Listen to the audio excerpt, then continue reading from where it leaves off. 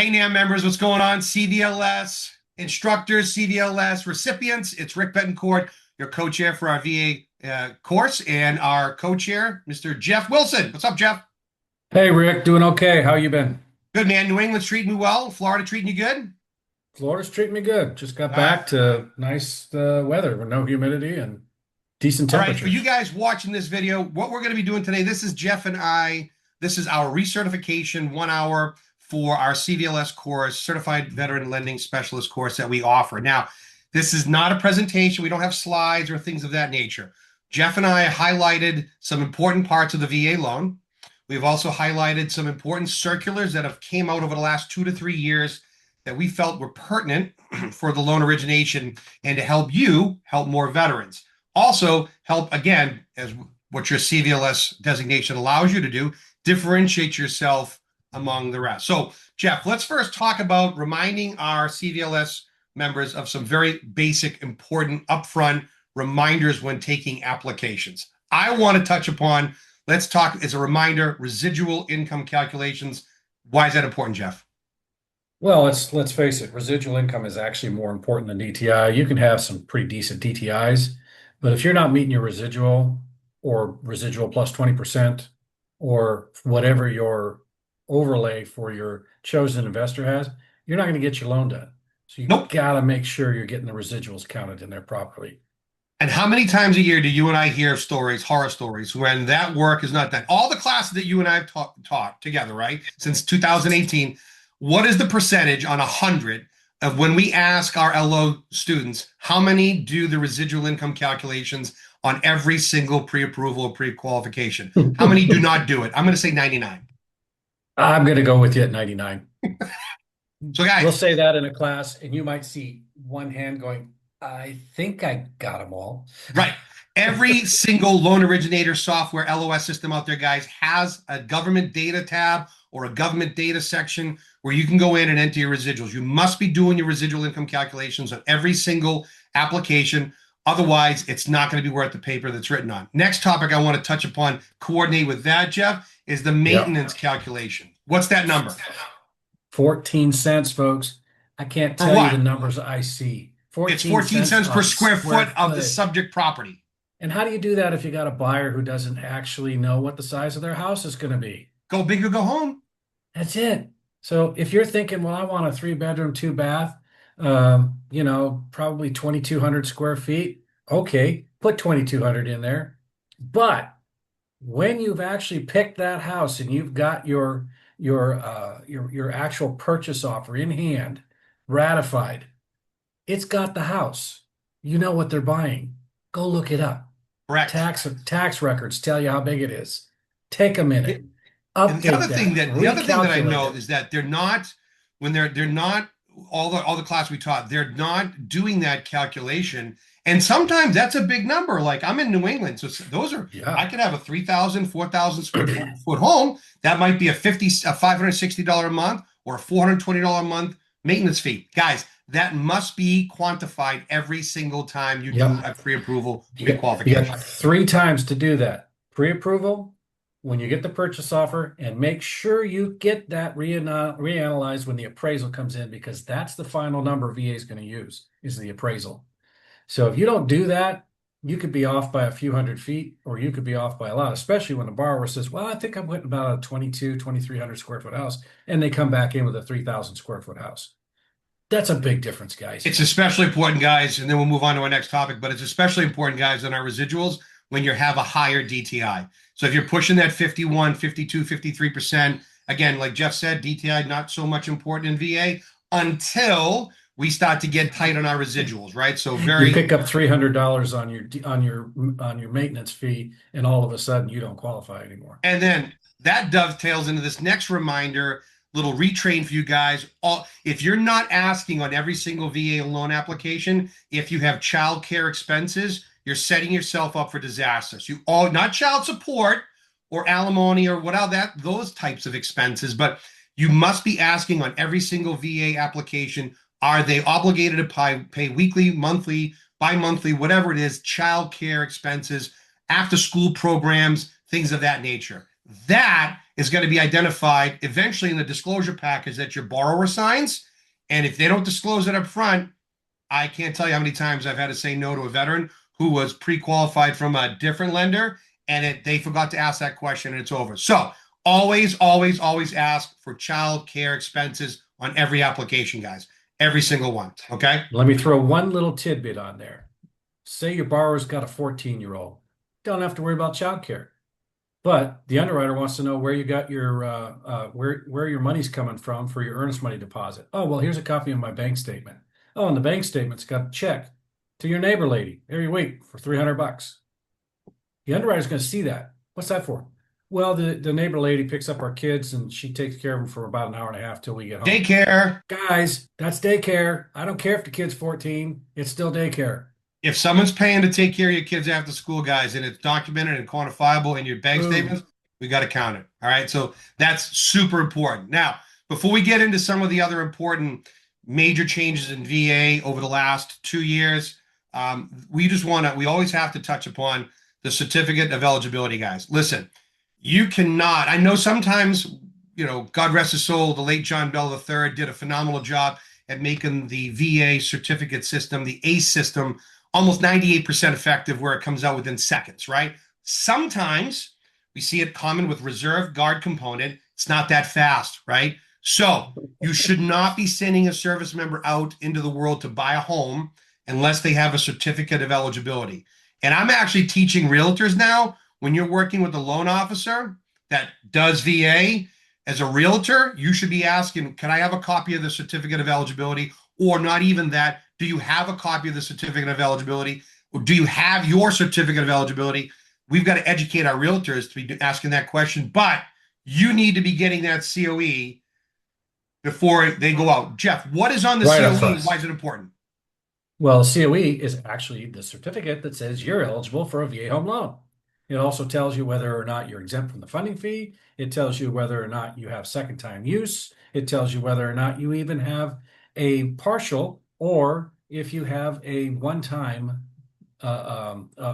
forgiveness. There's so many things that thing tells you. And some of the biggest things people miss is at the very bottom, the bottom 3 inches of the COE. The conditions. On the conditions. People stop reading conditions when they get to the grid that says, sure, he's clear. And then they miss the conditions. And they screw up. Only good while on active duty, but my veteran just left active duty 2 weeks ago. That COE's no good. So you guys, listen, those are some of the very more important basic things up front that as a loan originator, we have to constantly remind people. If you're a loan officer, CVLS, that's a member, and you are training somebody in your office, or you're mentoring somebody in your office, it's important for you to have these in the back of your mind, because they need to know what needs to be done in order to get that service member properly advocated for and represented when they go out in that space. They're already going to have a difficult time in this market because the realtor community doesn't like VA. They're bad. So we've got to be able to prepare them and be the best buyers they can be, and as accurate everything in that file has to be, so that way they win more often than they lose. Now, and the big thing about that too, Rick, is that the VA system will allow you to order an appraisal for somebody as long as you have an order or request in for correct. a COE.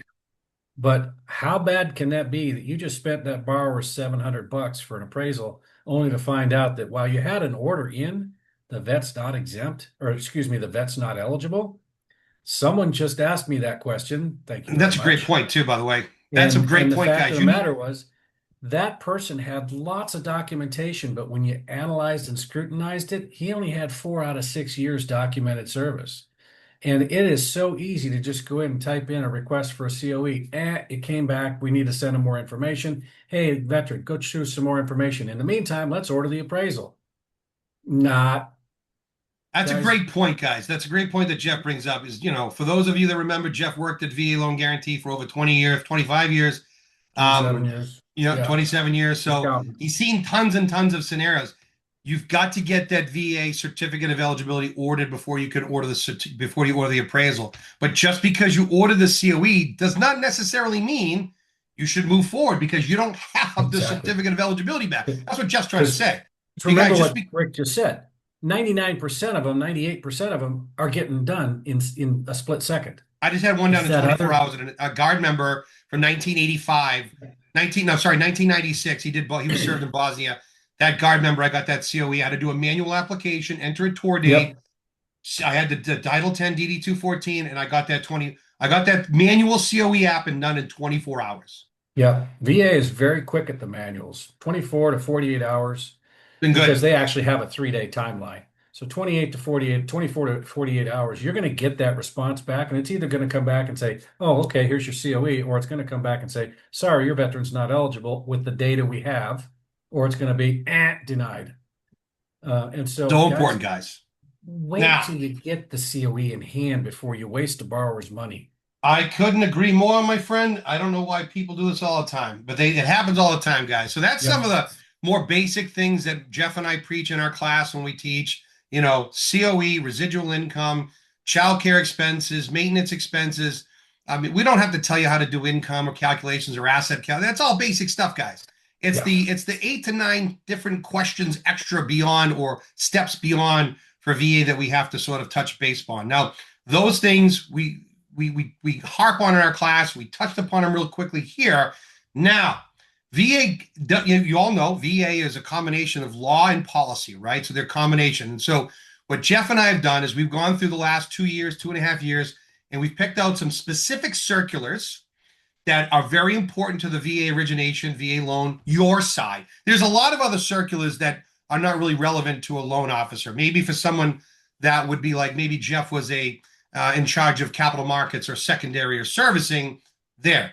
But the circulars that we've kind of identified impact the boots on the ground, the grunts, the loan offices that are out there doing the VA loans on a daily basis. And so that's what we wanted to do. Now, I am going to, as part of this class, as part of this 1 hour cert, our Valerie, our executive director of strategy for NAMB, is going to put the link in the back of this class in the slide deck where you can get all the VA circulars online. It's great, great website. You should bookmark it. If any of you know that you just don't have like a awesome VA circular website, www.vasircular.gov. Doesn't happen that way. So I can't give you the website because it's kind of crazy. But Val will give it to you. So I want to turn it over to Jeff for a second here. Jeff, let's go through. Let's pick a couple real quick. We have about 40 minutes left, 35 minutes left. Let's pick some of these important circulars, high level 36,000 foot view, give them the number, tell them why it's important. And again, all you guys out there, you're going to be able to look these up with the information at the end of this certification class, research. Okay. Mr. Wilson, Major Wilson, So take control. let me start. There hasn't been that many circulars in 25, which is really not Good. surprising considering how difficult it is these days for VA to put a circular out. And there's really only been one or two importance, but I want to go back, set the time back a little bit, and let's do some 2024 stuff. There was some very meaningful 2024 stuff that came out. 26-24-19, actually, it was updated in September of 24, and it came out pretty blatant with regards to state fees and charges and deviations. And VA updated the state deviations page.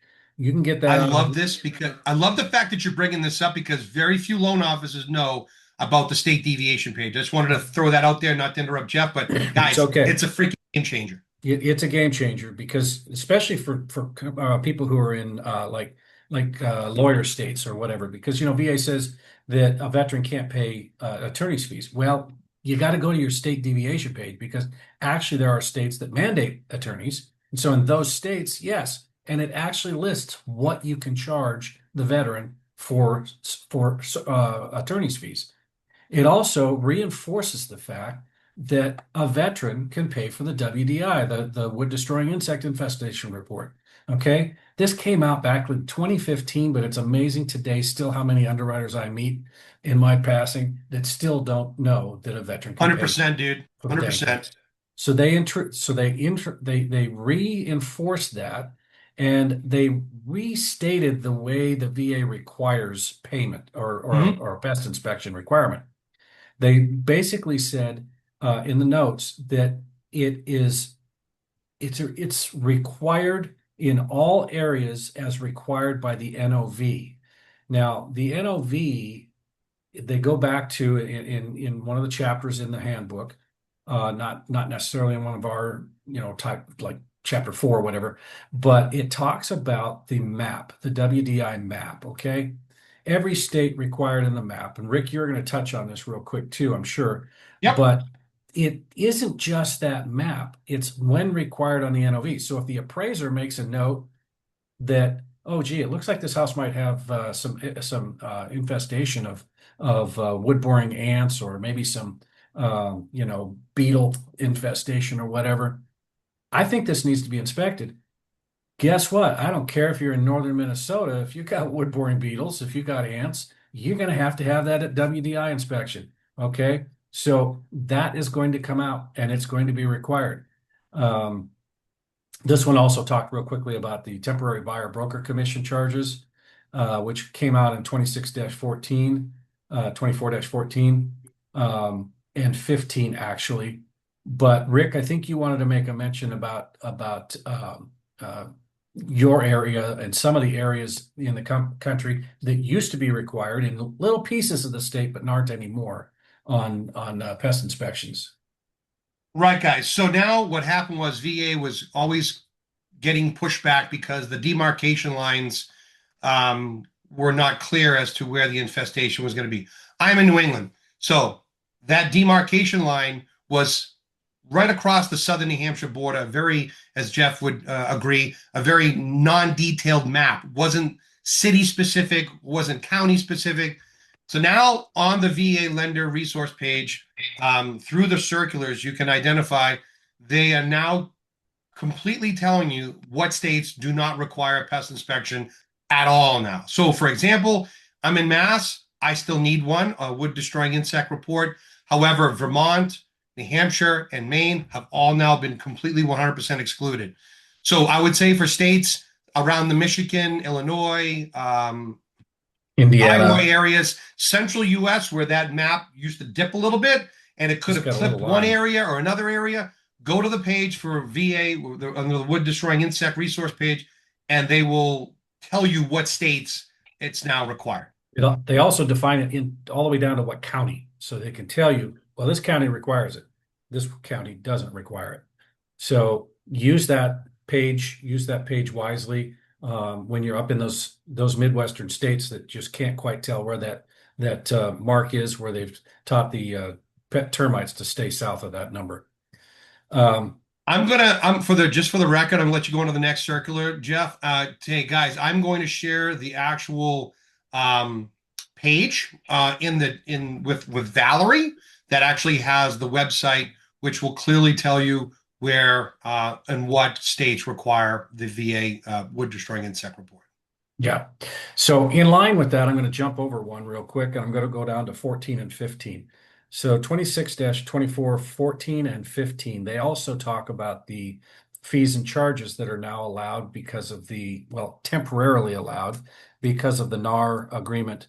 The NAR agreement basically allowed VA to temporarily allow for a buyer to pay the broker's commission for the real estate agent. Correct. For the buyer's agent. There's a couple of things that you got to pay attention to, though. It very clearly says in the circular that allowed it that commission can be charged as a local variance where the listing broker is prohibited from listing compensation in the MLS, or the buyer's broker comp cannot be established or flow through the listing broker. In other words, the seller's broker can't accept the responsibility to pay that. And it must be reasonable and customary, guys. We're seeing a lot of stuff, where the buyer's agent is just going hog wild and charging 3%. I don't know about the rest of y'all, but I've been in this business a long time, and 3% went away years ago. Most agents are getting 2 to 2.5, but they're seeing this as an opportunity to go 3%. They go to the seller now. The seller's saying, well, I'll pay 2. And then they go back to the buyer and say, hey, Mr. Veteran, you get to pay me another percent because the seller's only paying 2 and you agreed to pay me 3. I think that's greedy personally, but that's just me. And I think my wife would back me up, and she's an agent for over 20 years. She hasn't accepted anything more than 2.5 in probably 10 years or more. But bottom line, this is a temporary It is not permanent, so don't think it's going to be permanent. VA is looking, and as part of this circular, every lender is required to provide VA a copy of that agreement, that buyer broker agreement, with in any case where the buyer actually paid any of the agent commission. And they're taking this data, they're figuring out what it's costing buyers, they're figuring out what are sellers paying, what are buyers paying. And they may come back with a completely different answer and say, no, we're not going to allow it anymore because we don't see it as a benefit. So those are 14 and 15. I'm going to really I would like touch to base. add to it, guys. It's very important that when you're having this conversation with your veterans, to let them know that this is a negotiation. We all, uh, I would tell your veteran that there is the potential for out-of-pocket expense for the compensation of the buyer's agent as a result of the DOJ lawsuit. However, that is a negotiable fee, and that to be mindful of the documentation that they sign and that what Yep. they pay. Also, I'd like to add to that the actual the seller paying for the buyer's agent commission, which is very common in Massachusetts, New England. VA has clearly defined that is not considered a concession per VA guidelines. So I just wanted to throw that in there as well.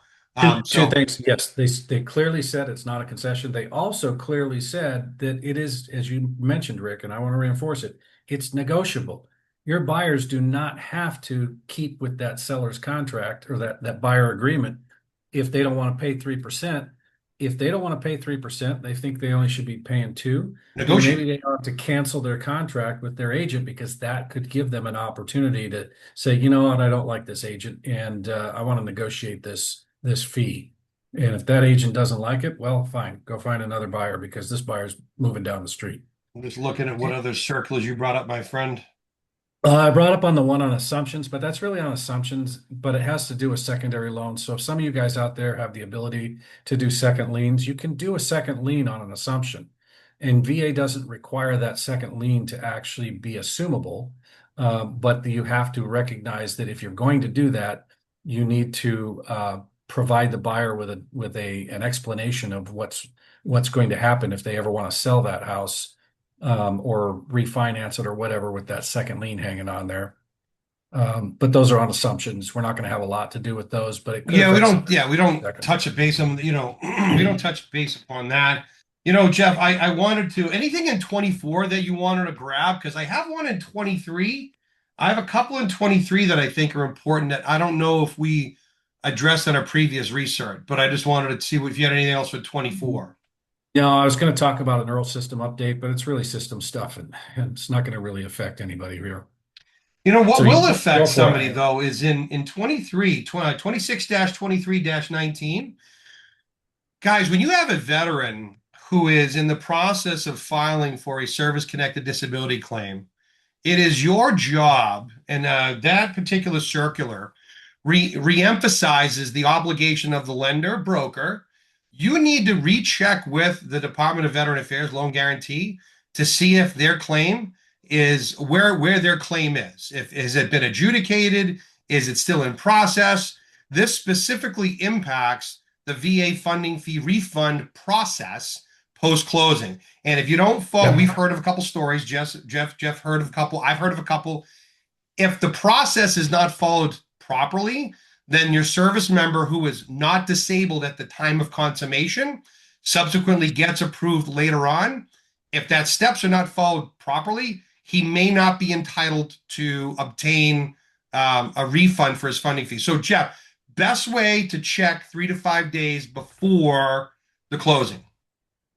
Well, the best way to do that is just have your processor or whoever contact VA and ask them. You can contact VA just by calling the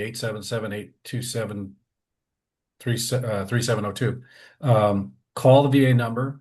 That number is also all in your handbook that we've always been handing out to everybody. So call that Correct. 800 number and ask them, in this particular case, has this veteran's compensation claim been cleared yet? You can also do it as a Snow request ticket. for a snow ticket. Then you've at least got it in writing. But again, as Rick said, if you don't do that, I've actually seen VA require a lender to refund the money straight from the lender to the borrower, which means it had to come out of their loan amount. They had to reduce their loan amount and pay the borrower back that funding fee. Guys, I've seen them do it. They only usually do it if they find that a lender's been screwing it up several times as a what would I call it? A penalty, if you will, for not following the guidelines that have been around now for 3 years or 2.5 years. Very important though, because guys, I've helped a lot of veterans, procedurally get their funding fee refund requests, and we always either submit a snow ticket or we call VA to make sure that their claim hasn't been approved prior to closing, right?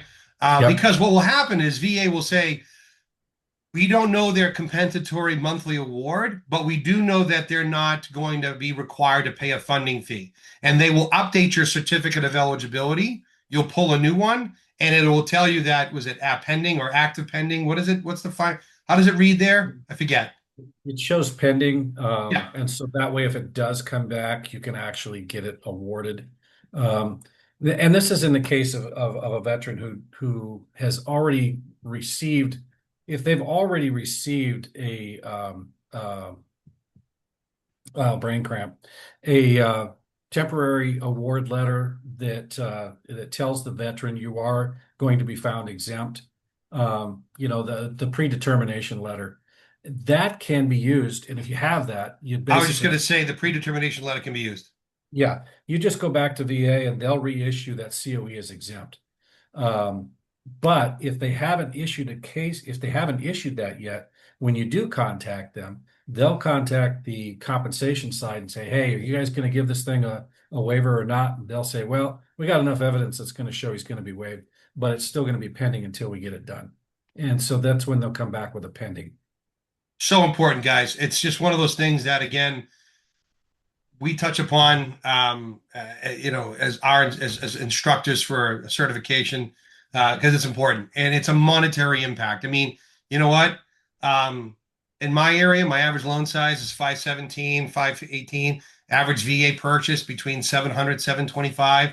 A lot of veterans putting money down. But you know what? A 3.3% subsequent use fee on a $700,000 loan is 21 grand, $22,000. So it's important to kind of understand and do that. Speaking of, we just touched upon snow. Just as a reminder, guys, I'm kind of digressing from our circulars. There is the new snow portal. It came effective about 2 years ago. ServiceNow, if you don't know what that is, I'm going to give Valerie the link to the ServiceNow portal where you can go in. I'm telling you, it's a game changer. Both Jeff and I have used it hundreds of times. You can go in. You can either ask a question pertaining to origination, appraisal, NOV, condo. And what's great is that you ask your question and you'll get a loan analyst response back, and it's documented. You might not be happy with that. You can elevate it. But if you're happy with it and it kind of goes against what an underwriter is saying, you have evidence in your hand to get it done. I recommend you go into Microsoft Outlook, create a rule, and have all those responses from VA loan guarantee separated into a separate folder. That way you have them all the time. And that way you can go back and quickly reference. I've done that a half a dozen times this year. Jeff, it's been great. Saved my tush a few times. But sometimes your answers are wrong, so don't be afraid to actually question if you get an answer back that doesn't quite sound right. I had an underwriter tell me I needed to do a termite wood destroying insect report on a stacked condo. And I'm like, no, you don't. She's like, yes, you do. I go, funny, I have a snow ticket from 9 months ago. She's like, oh, and this underwriter's the best. I love this underwriter. She's with a great wholesale provider. She's amazing. And she's like, Rick, well, send that over to me. I'm going to have that in my folder of I told you so. So like, because she's like that kind of cool underwriter. I gave it to her, cleared the condition, done. So that's a little tip for you guys. All right. So back to our circulars real quick. Really briefly, not important, but if you have to do a manual application for request of a certificate of eligibility, or you're doing a manual request for surviving spouse benefits for their certificate of eligibility, 261880 and 261817 form, those were changed. That was changed via circular 262301. So that was kind of could be important to originators because you got to get a manual. You might have to fill it out or show them how to fill it out. So I wanted to throw that out there. Um, we touched upon 26-23-10. That was the related assumption information, but it was important to throw that out there. Um, I didn't see much in 23, and I'm trying to remember when we did our last research because it's been a while. So I wanted to touch upon that. A couple of in another great circular that's going to help you guys. So we probably have a lot of loan originators in areas where there are private roads. This has always been a big point of contention with, I know specifically for me in Massachusetts.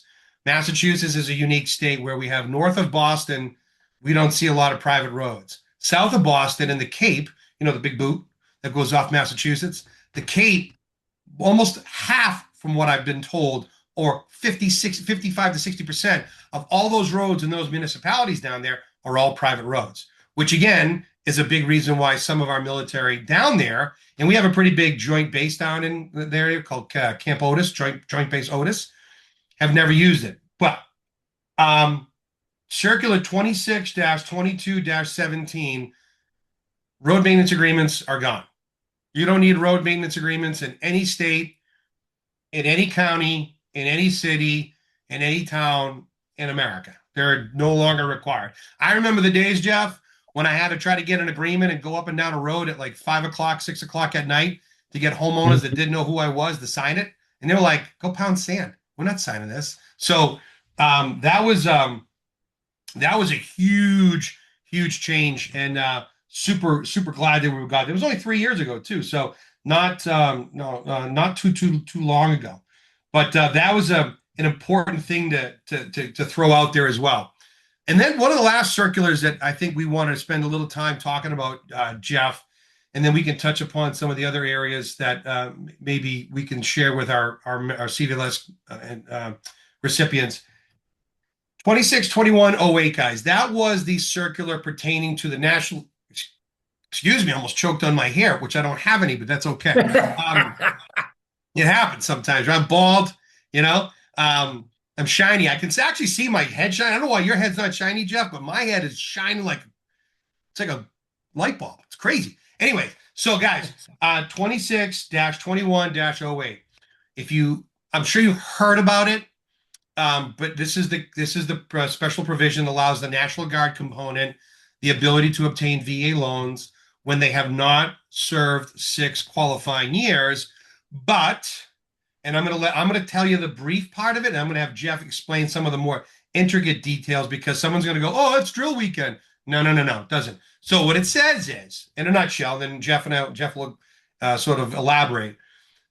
National Guard member will be eligible for the VA loan. As you all know from our class, you have to have an honorable discharge, but that's a different conversation, right? We're talking about this particular circular. You must have 90 total days under Title 32 or state orders for National Guard. Of the 90 days, 30 of those days under state orders, Title 32, essentially, must be consecutive. So you must have 30 consecutive days of state component work, plus an additional 60 days of any time, and then you'd be eligible for the VA loan, and it's retroactive. Now, Jeff, I want you to kind of go into this statutory piece as to why it's not. So the PL changed some of the things that we don't normally see, basically in 10 USC 101. We're usually expanded to, living with 3701 and 3702. So this one actually changed some of the guidelines in 10 USC 101, which is the one that actually identifies what is and isn't considered additional duty, if you will. And I'm just going to call it that. There's a different term for it. But the National Guard members, the difference between them and a reserve member, we're going to go into that real quick here. National Guard is a state agency, reserve is a federal agency. So anytime a reservist gets called up, they're called up under federal orders. They get a DD 214 if they've done active duty on those orders. Boom, done. Well, National Guard members, they get called up all the time on state orders. And National Guard is covered under Title 32, not Title 10. And so under 32, they hadn't been getting any count, if you will, for any of those activations that may have done for decades and decades over the years. And so what they did when COVID started, a lot of National Guard members were getting called up for crowd control, if you will, for assistance to the state, COVID shots. COVID shots, all sorts of stuff. So they were getting called up, and some of them were getting called up for 30 days. Then they go home for a week. Then they get called up for another 30 days. And then they go home for a week. They were doing a boatload of state assistance. Yep. And so the Trump administration, first term, said, let's fix this and let's add, because these guys are not getting the same benefit as an Army reservist might have been. And so they rewrote that particular section of the law, which now allows a veteran of the National Guard to be considered active the same as a veteran from the Army Reserve, as long as they have one order of at least 30 days. That 30-day order, as well as any additional 60 days or more, as long as the total of that is 90 days or more, they are then counted as if they were active duty. Now, here's the kicker on that. As Rick had mentioned, there's no cutoff date on that. So in other words, this is effective forever.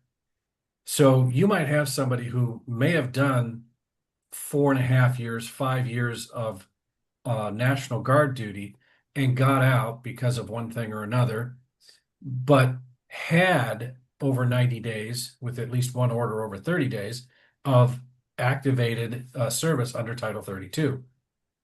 That trumps the whole 6-year requirement.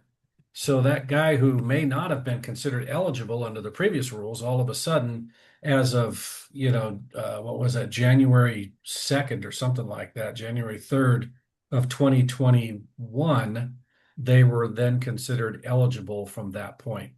And it also helped for full-timers as well. It defined the full-time duty. But again, it does not count for drill weekends or annual training. Those are considered normal activations. Correct. And not considered for that. This is for other activations for any state element. It doesn't have to be, it can be crowd control. It can be fire prevention. It can be border control. Natural disaster. We see a lot of natural disasters. California National Guard members are constantly being pulled up for earthquake duty. You see in the Midwest, you get forest fire help. You get, stuff down in the hurricane zones from Texas all the way around, looping around all the way up through North Carolina. The National Guard's getting pulled out for these things all the time. And they're put on usually 30-day order. Well, okay, great. They come back home. We need you for another, 10 days here, 20 days here. Next thing you know, I got 90 days in. Great. You're eligible. And this is the benefit of this certification. You've got the knowledge now to ask these sort of oddity questions of a National Guard member that otherwise never would have, ever been asked by a regular loan officer. They're not going to know to differentiate between Title 10 and Title 32. Very important to know that. They're not going to be able to differentiate between, well, how many Title 32 orders do I need? There's a lot of these extra special questions that you have to be knowledgeable about, and that's the difference. That's what NAMB, I like to say, no other association, no other group, nobody else in Massachusetts or the country for that matter is really providing this high level of education within the VA loan benefit. Now, I am going to throw a very guilty, selfish plug out here for National Guard, because Massachusetts is known as the first state to have National Guard, the birthplace of the National Guard. Valerie, you should make this a question on the cert test.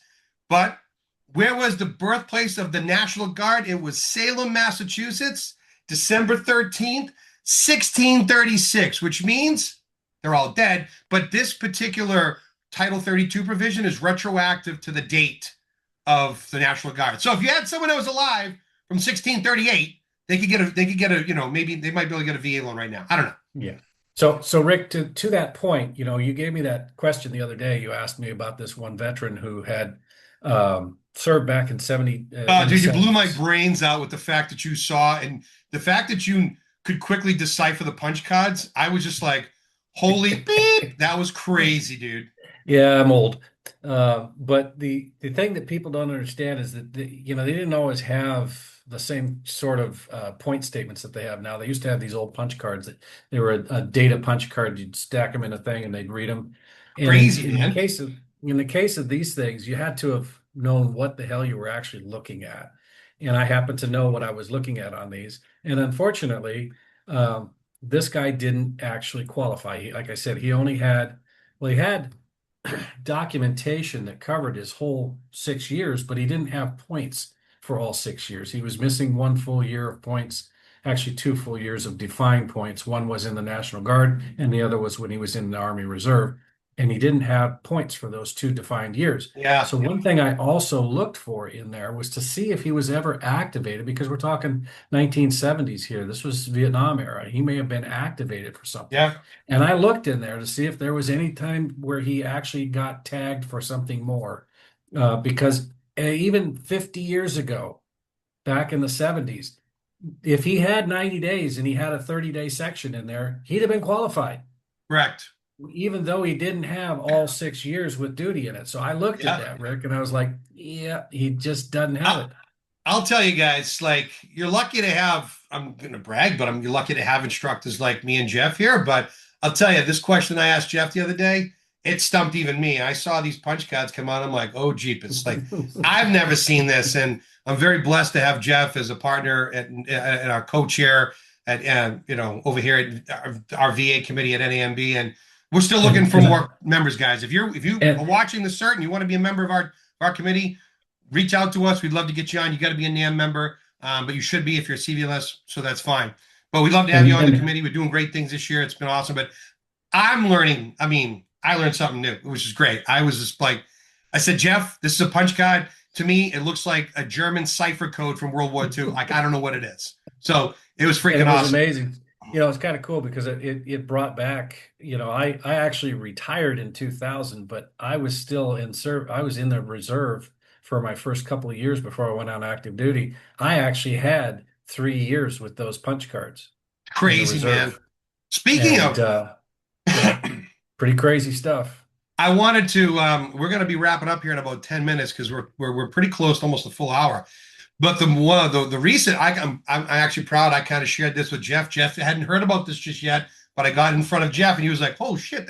Oh God, that's pretty cool, right?"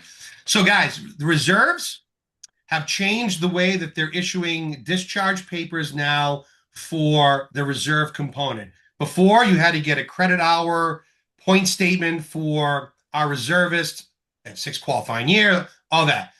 U.S. Army and the U.S. military realized that this was and let's be honest, like Jeff, guard and reserve component, worse for documentation anyways. It's the most brutal collective group of documents that we could ever ask for, right? So guys, brand new, effective just recently. And it was good to see one of our instructors, Laura Dunn, post about it. It was great.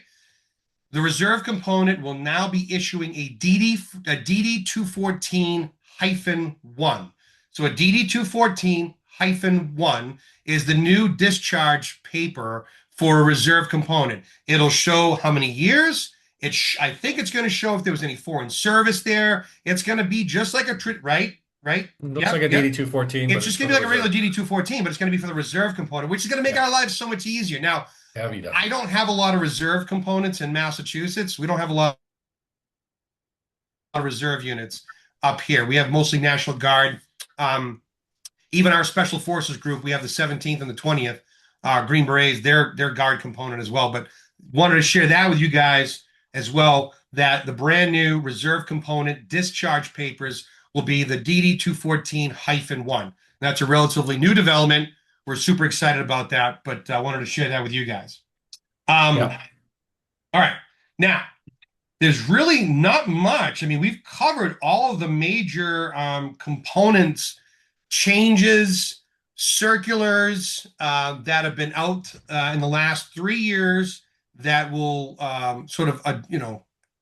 be pertinent for you while you're out there doing your work and you're a CVLS representative. And we're so appreciative that I think we're over 1,000 people that Jeff and I and our other instructors have recerted Our two newest instructors are Lauren Dunn and Doug Braden. They're doing a phenomenal job. We're excited to have them as well. I'm trying to think off the top of my brain if there's anything important that's recently that would be pertinent to share. We didn't touch upon appraisals, guys, because nothing really has changed with the VA appraisal. Nothing's changed with the MPRs. Although I'm hoping, Jeff, that maybe next year we'll have a big update on appraisals. Little We'll birdies see. over at VA Central Yeah. Office talk to me and Jeff from time to time, so we're excited. Especially things like MPRs. Yeah, Going to be MPRs. some major changes down the road, hopefully. There's also we didn't touch upon anything. You know what? Let's touch upon condominiums real quick, okay? So recently, there was no circular related to this particular change in VA's policy towards VA condominiums. However, as one that does a lot of condos in an area, unlike Florida, where condos are actually run pretty well, there are no They're shot just at. I'm falling sorry, I down. didn't mean to. They're just falling down, Rick. I don't want to crap on Florida too bad, Jeff. I know it's your home state now, The but condos are just falling down. yeah.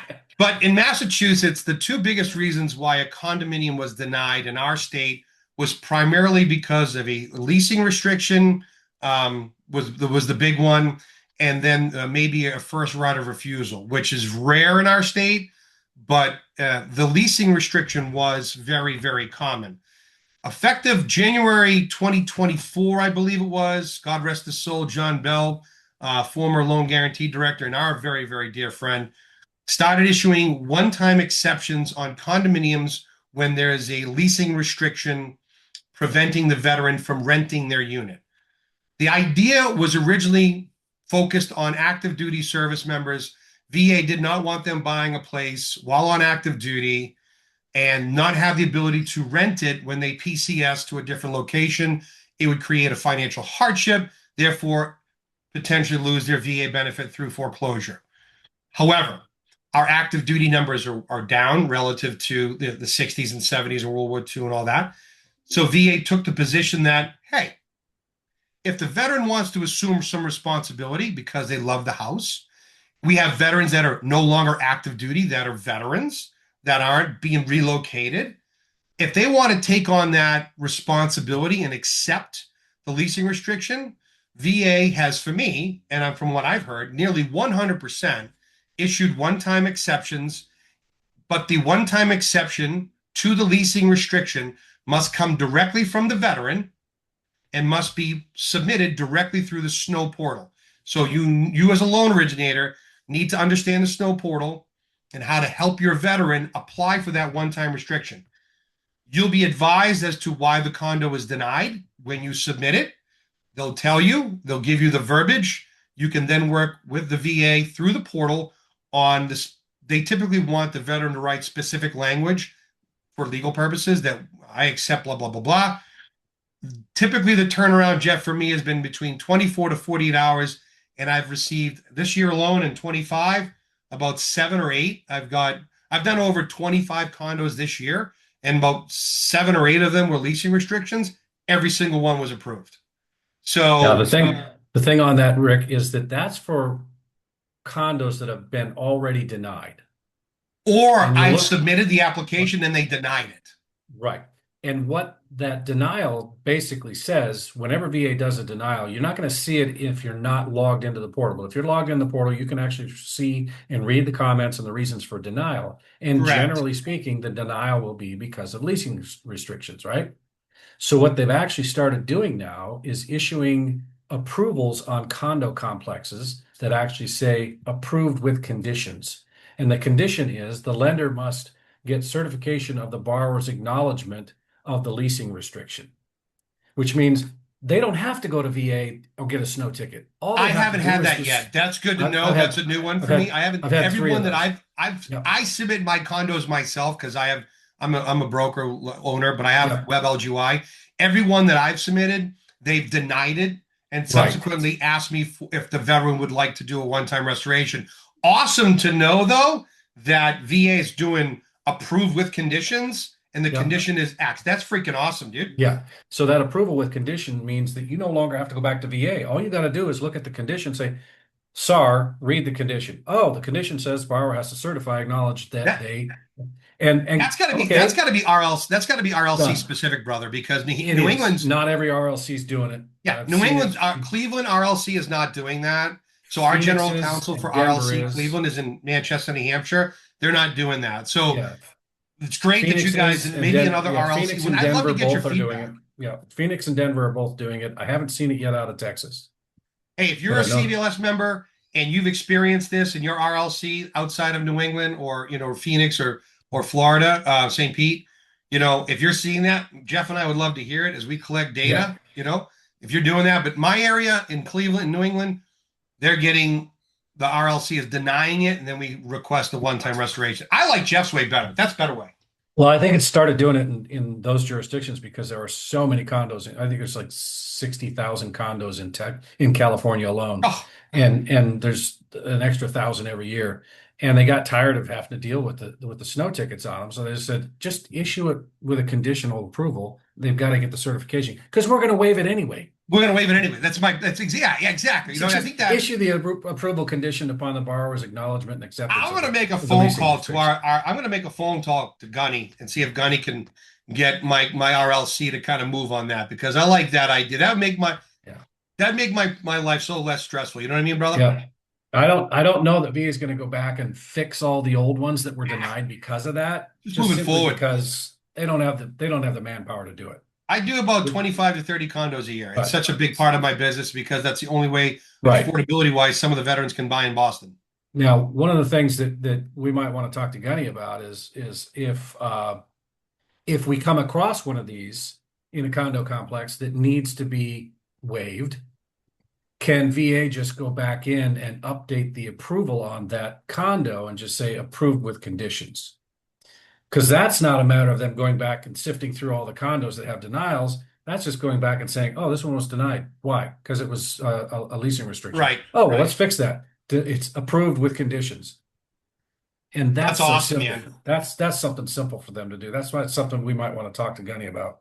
I've had nothing else pop in my brain here of areas that you and I wanted to cover regarding the circulars or anything that's been radically changed. I think that was pretty comprehensive. That's the biggest issues that are going to bite somebody in the butt, really.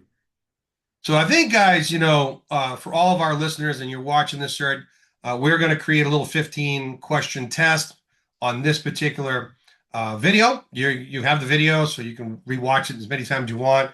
But I wanted to say a couple things in closing. I'm going to let Jeff close a little bit as well. I wanted to thank all of our NAMB members. I wanted to thank President Kimber White for his leadership and for encouraging VA to keep moving forward and doing our thing. I want to thank my brother and my partner here, Jeff, for being a big part of the VA co-chair. But all of you CVLS members, we love you guys. We can't thank you enough for wanting to be advocates, going out there and doing the right thing. And Jeff, I'm going to dedicate this cert class right here, recert class, dedicated to one of the greatest, the best VA loan guarantee directors to ever walk the planet, Mr. John Bell III. I hope he rests in peace. He was a great guy. Jeff, myself, and another dear friend of ours, Brian Burjans, we flew down to Virginia for his services. And I'll tell you, man, his legacy will be felt for years and generations to come. The impacts that he did and made to make the VA loan a better place are unmatched, in my opinion. So I just wanted to say thank you. Thank you for watching. Jeff, let's add some context to that, my brother. Yeah, and I want to, apologize too to all you CVLS masters because it's taken us a while to get this out, and we're very happy that we finally got this done. We're going to work on trying to keep doing it each year or at least every other year because the research required every 2 years. But one of the big things that we want to make sure you all know is that we're advocates just as you are for our veterans. We want to make sure that everybody who's doing this for veterans is getting the opportunity to learn about it and to actually really make a difference in veterans' lives through housing. I want to thank Rick for all the support and all the help you've done through this effort over the last year, and also Kimber and Val for giving us some grace on getting this done. At Yep. least we got it done before research are required, etc. Val and the board have been great. Also, let you guys in. We are completely revamping our Jeff and I. Our goal is to have a brand new sort of updated CVLS course next year, as well as new tests. Our VA committee will be working on new questions and things of that nature, and incorporate some of these more recent changes. Take out some of the older data, put in some newer data. It is sometimes difficult to get data from VA on specific things. Personalities, people have changed, people have come and go, contacts been made and lost, but we've got phenomenal relationships now within VA, and Department of Veteran Affairs Loan Guarantee loves NAMB, They do. loves NAMB, and we are so blessed to have their partnership. So with that being said, I want to say goodbye, everybody. Thank you so much for being a CVLS member, and I hope you enjoyed this 1 hour restart. And good luck on the test, as Jeff and I always say. But Yeah. I want to just say thank you guys for everything you've done. You continue to do for our veterans. From the bottom of my heart, thank you. And we'd be remiss if we didn't mention that the time of the year, it's almost Thanksgiving. Oh yeah, Happy holidays to everybody. Happy Thanksgiving, and I wish you all a Merry Christmas and Happy New Year. And happy hopefully see Thanksgiving, many. Merry Christmas, Kwanzaa, Happy New Year. Thanksgiving's on Thursday. Like I say with all my friends, go gobble until you wobble. Talk to you guys real soon. and hopefully see most of you at Focus in January. Oh, we got to throw a plug out too. NAMB Focus Yeah. in January, guys, in Florida, Orlando. It's going to be awesome. Be there. Jeff and I will be teaching again. See you soon. See you guys. Okay.